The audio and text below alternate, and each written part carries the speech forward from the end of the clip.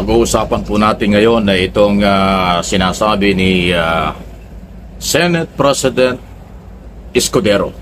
Okay? Naku, palagay ko marami na namang tataas ang kilay. Marami na namang madidismaya.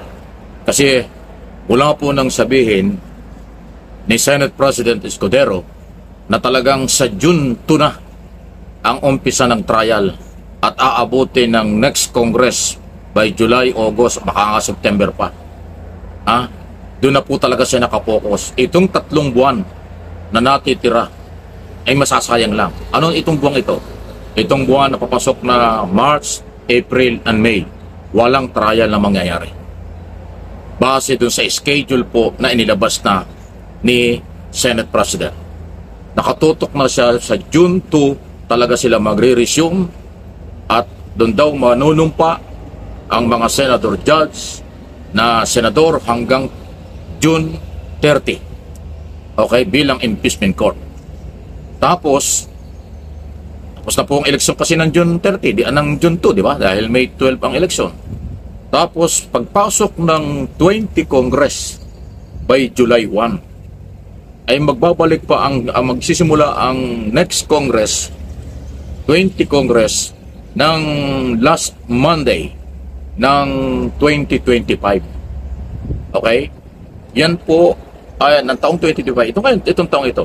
Para magkaroon ulit ng State of the Nation Address o SONA si Pangulong Marcos. Bago pa magsimula. So, ang mangyayari dyan, pagdating ng July, yun na yung next Congress, panunumpain yung mga bagong senador-elect nitong nakaraan o itong eleksyon sa Mayo.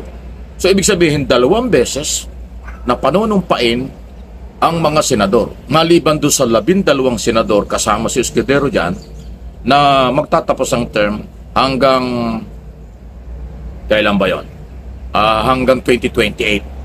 Yan po yung malinaw. So, medyo magulo.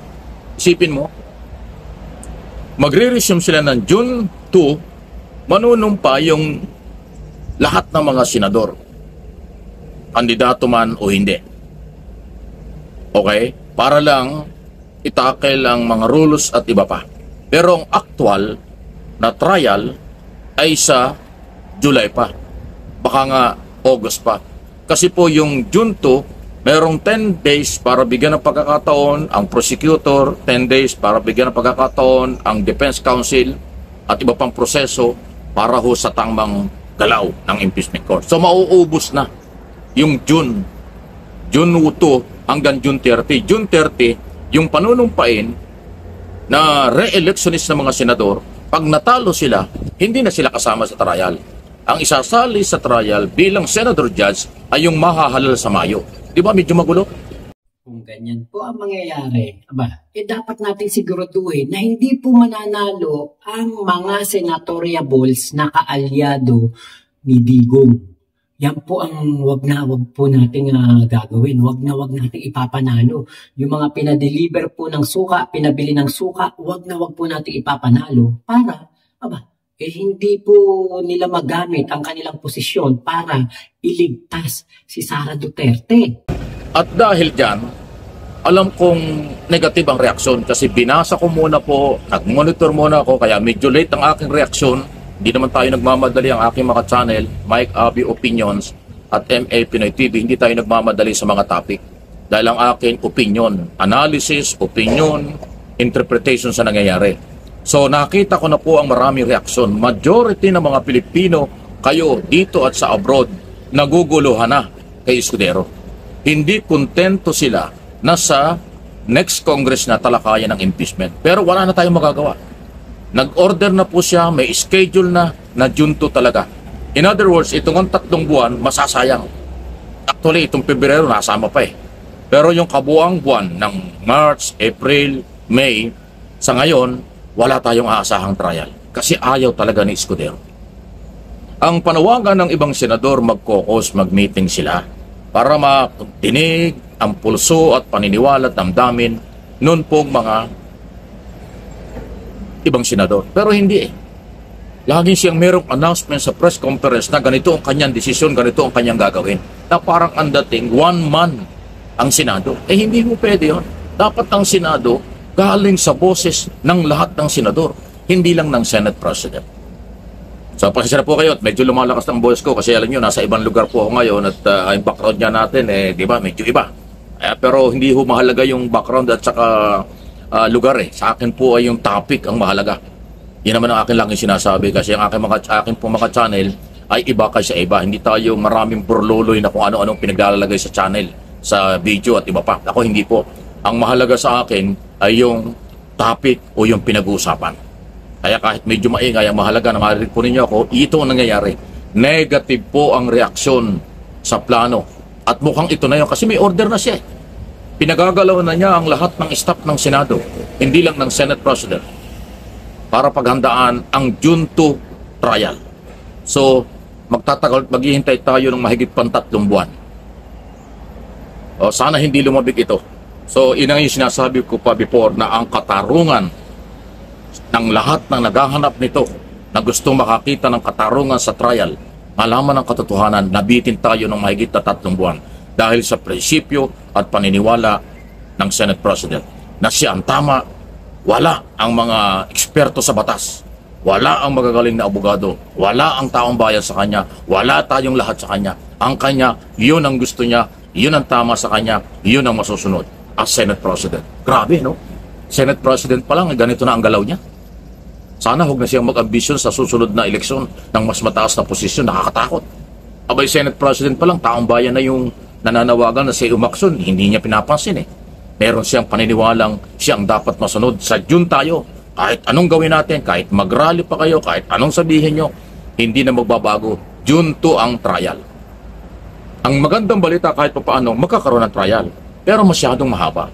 At ito pa yung isang masalimot dito mga kaibigan. Mag-i-election tayo sa Mayo. Kaya nga gusto ng taong bayan, mag-trial na ngayon matapos bago mag-eleksyon para makapag-decide ang botante kung dapat nilang iboto ba o hindi ang mga re-electionist. Kung sila magiging anti o pro Sara Duterte, yun ang pagbabasihan kung dapat iboto ang mga re-electionist na mga senador. So, di ba? Para makasigurado tayo, manigurado na tayo sa darating na eleksyon ngayong Mayo.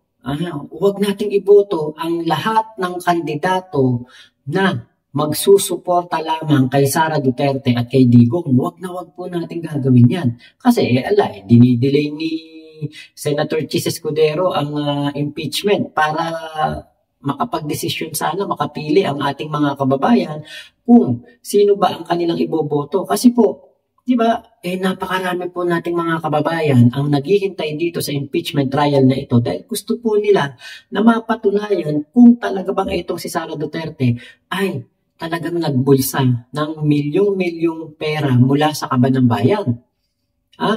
Kung ganito po na i-delay nitong si Senator Chis Escudero, paano pa mapapatunayan to kung ang mga mananalo naman, mga pro-Duterte.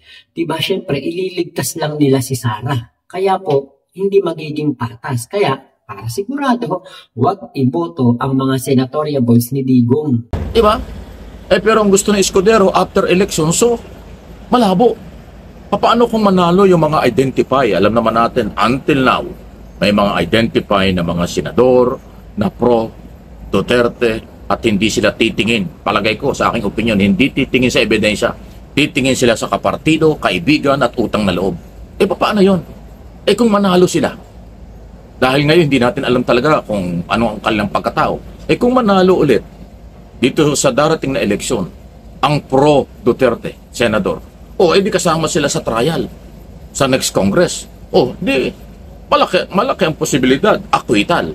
Si Sara, yan ang ayaw ng mga naniniwalang guilty or merong problema si Sara Duterte sa kanyang mga ginawa sa Office of the Vice President, tungkol sa pera, at Office of the Department of Education, yung betrayal of public trust. Yun po yun Yan ang delikado. Paano kaya? Ano ang inyong masasabi diyan? Tama lang po, mag-react tayong lahat, mag-react ang taong bayan Kasi kayo po may karapatan, kapangyarihan, kayo nagpapasweldo sa ating sa mga opisyalis sa gobyerno, including Senate President. Bakit parang siya lang ang nagdidesisyon? Bali wala sa kanya ang boses ng mamamayang Pilipino. Why, Mr. Senate President? Please like and share ng ating video ito. Sa mga comment section nga po, nakikita ko, mayroon po mga kababayan tayo nagtatanong na ano ba ang nangyari kay Senator Chis Escudero? Ano ba ang dahilan?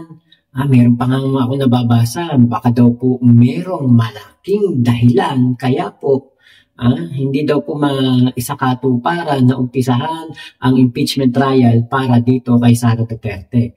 Napagbibintangan na po ng hindi maganda si Senator Chis Escudero. Ngayon ako, kasi yun naman ang katotohanan, realidad, hindi po natin mapipili talaga ang Senado kung ayaw talaga nila. Diba? Wala talaga tayong magagawa kung hindi maghintay kung kailan. Kung kailan po kikilos ang ating Senado. Pero diba, for the sake of accountability and transparency at para sa taong bayan, para malaman ang katotohanan, di ba, kikilusan na sana ito ng ating Senate President. Pero mukhang hindi po talaga, parang nagmamatigas at talagang June pa po uumpisahan ang trial. At ang mga bago daw po ng mga senador ang siyang magiging mga judges. So, yun lang talaga magiging solusyon eh. Huwag iboto ang mga kaalyado ni Digong. Kahit si Bongbong, huwag ipanalo. Huwag iboto. Pati ito si Bato de la Rosa, sila Philip, Salvador, Jimmy Bondoc, Vic Rodriguez, Kibulo. Diba lahat? Huwag ipanalo. Para po mabigyan ng hustisya ang pera ng kaban ng bayan. For transparency and accountability. Diba? Ayaw nga natin sa mga magnanakaw. Ano ba sabi ng mga DDS? Ayaw nila sa magnanakaw. Ano ba din ang gusto nating mga pro-admin? Ayaw din natin sa magnanakaw. Kaya anong dapat parusahan ang magnanakaw at maging patas ang magiging pagdinig dito? Hindi magiging patas kung mananalo po ang mga pro-Sara Duterte na senatoriables. Diba? So, yun lang po ang ating opinion dyan. Huwag na lang ipanalo. So maraming salamat po sa video na ito ni Sir Mike Abe. Enjoy po kayo sa inyong bakasyon. At kami po dito ngayon ay nasa bakasyon din. At nandito ako sa loob ng aking napakagandang toilet dito sa aming hotel. At yan ang aking vlog setup. May ring light dito ginagamit sa ayan, may ring light pa. Tapos itong lagay ng laundry, ginawa kong patungan.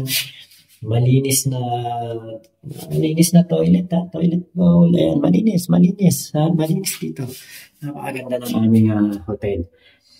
Yan. So ako po magpapaalam na sa inyo. Ingat po kayo, nasa magpanik kayo ng mundo. Momo chup chup, love you, God bless us all Pilipinas.